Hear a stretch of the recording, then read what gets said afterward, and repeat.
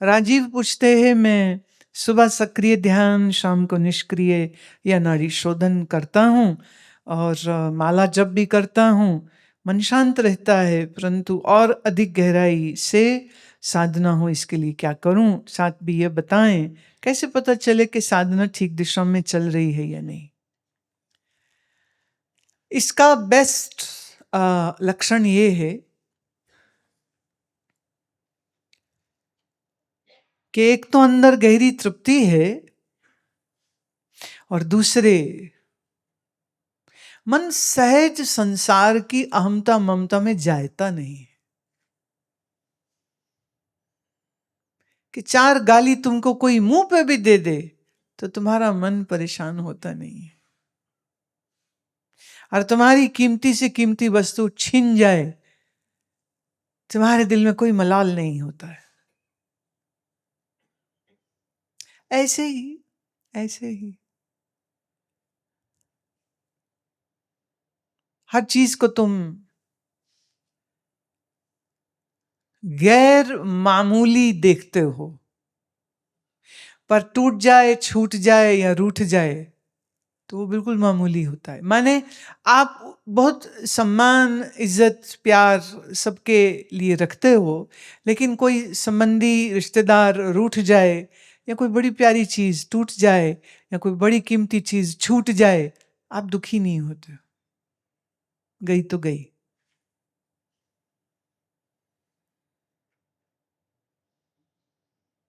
हमारे एक भक्त आए हुए हैं विदेश से, तो मुझे कल कह रहे थे, कहते अब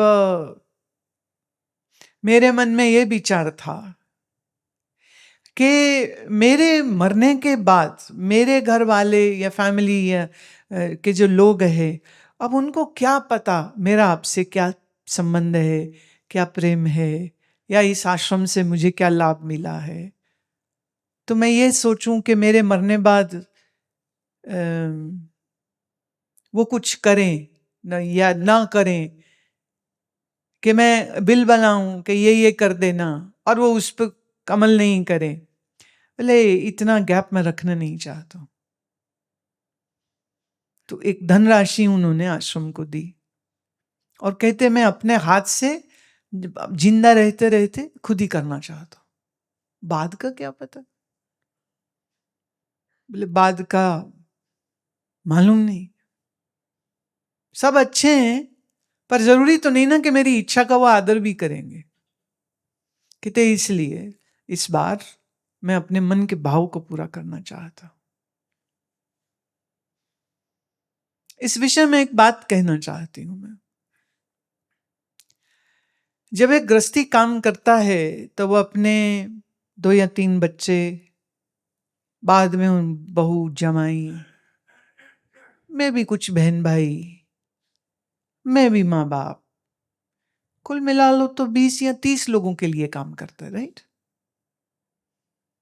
20 और 30 टोटल। बड़ा परिवार है तो मैं भी 50। फिर बच्चे ब्याह दिए, ये भी हो गया, ये भी हो गया, ये भी हो गया। बोले अब कुछ करने के नहीं, अब रिटायर। सर्विस वाले रिटायर हो जाते, बिजनेसमैन अक्सर नहीं होते। बट एनी हाउ वो कहता है अब सब ठीक है, सब सेट है, नो वरी, सब ठीक है, ऑल ऑल गुड। एक साधु भी काम करता है, पर क्या उसका परिवार 20, 30, 50 लोगों का है? नहीं, हजारों लोगों का है।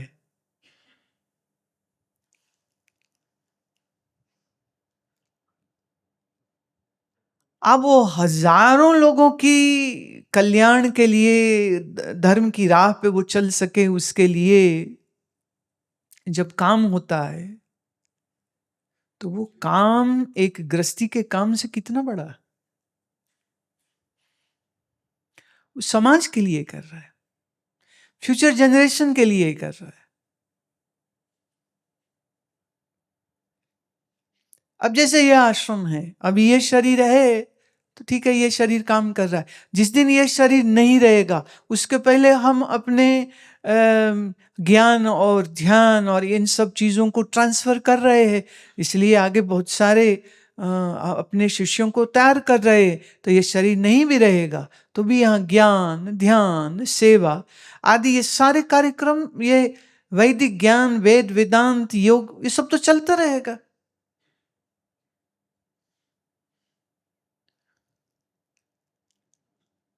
आप नहीं आए थे, मोस्ट ऑफ द पीपल जितने अभी मेरे सामने बैठे, आप अब आए हैं, हॉल पहले बन गया था। जब बना था तो मालूम थोड़े ना था कौन होगा कौन नहीं होगा। तो जो अभी नहीं आए हैं ये आश्रम उनके लिए भी तैयारी कर रहा है, जो हैं उनके लिए तो कर ही रहा है।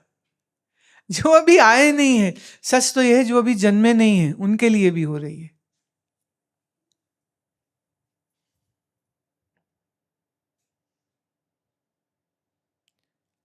ये एक चक्कर इसमें ये भी है कि हमारी रिटायरमेंट नहीं होती है।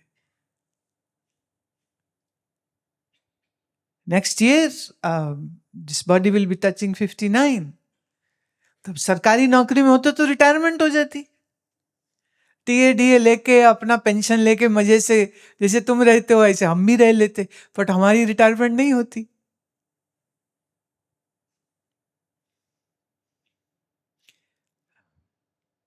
जब सप्तऋषि हॉल बना था ना, तो कईयों ने सवाल किया इतना बड़ा हॉल क्या करेंगे। मैंने कहा नहीं, हम ये सोचते हैं आधे में सत्संग हो जाएगा, आधे में लोग भोजन खा लिए करेंगे। सत्संग के बाद लंगर तो होता ही है ना, तो भंडारे के लिए भी तो जगह चाहिए होती, तो आधे में भंडारा हो जाएगा, आधे में सत्संग हो जाएगा। बारिश आ जाए कुछ है, कहाँ बैठे, टेंट कई बार उतना सुरक्षित नहीं होता है, कभी गर्मी ज़्यादा है, कभी ठंड ज़्यादा है, कभी बारिश ज़्यादा है। तो मैं कहा ऐसे काम आ जाएगा। कह रहे हाँ चलो फिर तो ठीक है। उन्हें लगता है इनको तो समझ नहीं, इतना बड़ा बनाए जा रहे हैं। आप आज की तारीख में देखिए, जब भी कार्यक्रम होता है तो वो सप्तऋषि हॉल भी छोटा पड़ जाता है।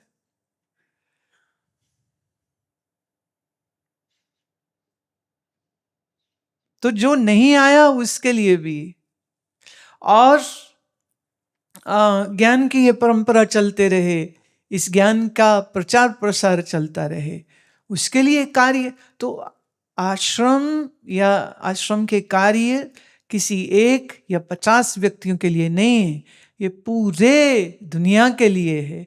इसीलिए पूरा समाज और पूरी दुनिया का इसको सहयोग और सपोर्ट वो सब कुछ मिलता है। ये फर्क है एक गृहस्थी के काम करने में और एक साधु के काम करने में। हाँ, जो साधु निवृत्ति में है, जो कि हम कभी रहना चाहते थे पर हमारे नसीब में नहीं था, इसमें लग गए, अब काम कर रहे हैं किसके लिए, तो इसमें हमको क्या मिल रहा है, हमारा उसमें व्यक्तिगत क्या लाभ हो रहा है। पर ये कि मनुष्य के अज्ञान का निवारण होए, मनुष्य के जीवन में वेद वेदांत आए, मनुष्य के जीवन में योग आए, मनुष्य के जीवन में जो आदर्श मूल्य हमारे ऋषियों ने दिए हैं वो सब आने चाहिए। तो ऐसे समझो कि ईश्वर ने ये मेला रचा और मेले की सब रौनक वो देता है और कहते सब काम करो, पर मेले में अकेला है, मेला है पर साधु अकेला।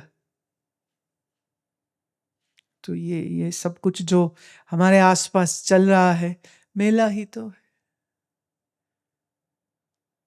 फिर भीतर से हम अकेले हैं और उस अकेलेपन का बड़ा सुख है।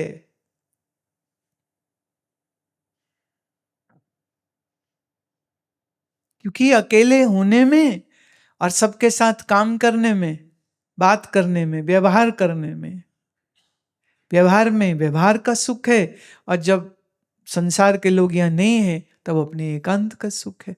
पर जब व्यवहार हो रहा होता है भीतर, तो तब भी हम असंगत्वम, असंग ही है, तो फिर खाली नहीं है। हम खाली नहीं हैं, हम उससे कहेंगे पूर्णता है। पर जिसको खालीपन अंदर लग रहा है वो इसलिए लग रहा है क्योंकि दुनिया में जितनी दौड़ तुम लगाते हो उसके बदले में तो कुछ मिलता नहीं है, और मिलता है तो पूरा नहीं है, और मिलता भी है तो कुछ खट्टा है, कुछ मीठा है, कुछ कड़वा है, कुछ बकबका है, सब मिला जुला है।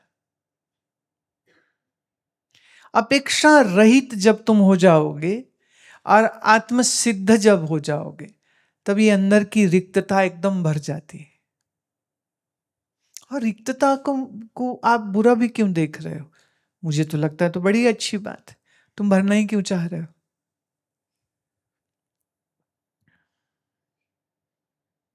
जिसे अपने आप के साथ रहना और अपने अंदर के उस रिक्तता के साथ रहना आता है, साधक वही होता है।